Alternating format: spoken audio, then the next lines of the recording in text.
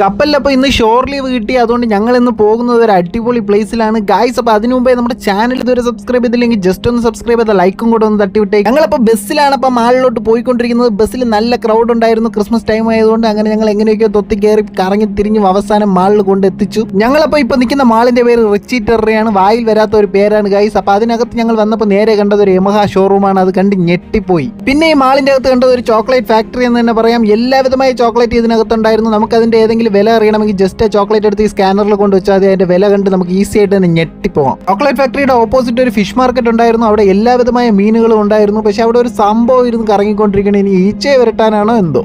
പിന്നെ നേരെ ഞങ്ങൾ പോയത് ഒരു ഫുഡ് കോർട്ടിലാണ്. അവിടെ സബ്വേയിൽ കയറിയിട്ട് ഒരു അടിപൊളി സാൻഡ്വിച്ച് വാങ്ങിച്ച് കഴിച്ചു. അതിനകത്തും നല്ല തിരക്കുണ്ടായിരുന്നു. ഇരിക്കാൻ പോലും സ്ഥലം. പിന്നെ ഞങ്ങൾ നേരെ പോയത് ബസ് സ്റ്റാൻഡിലോട്ടാണ്. അവിടെ പോയി ബസ്സിൽ കയറി. അപ്പോഴേക്കും ക്യാപ്റ്റന്റെ കോൾ വന്നു. ബാർബിക്യൂവിന് ടൈമായി, ക്രിസ്മസ് പാർട്ടിക്ക് ടൈമായി. പെട്ടെന്ന് തന്നെ തിരിച്ച് കപ്പലിലോട്ട് പോകാൻ പറഞ്ഞു. അങ്ങനെ ഞങ്ങൾ ഓടിച്ചാടി തിരിച്ച് കപ്പലിലോട്ട് കയറി. Bye guys. അപ്പോൾ പുതിയ വീഡിയോയുമായി കാണുന്നവരെ സൈനിങ്.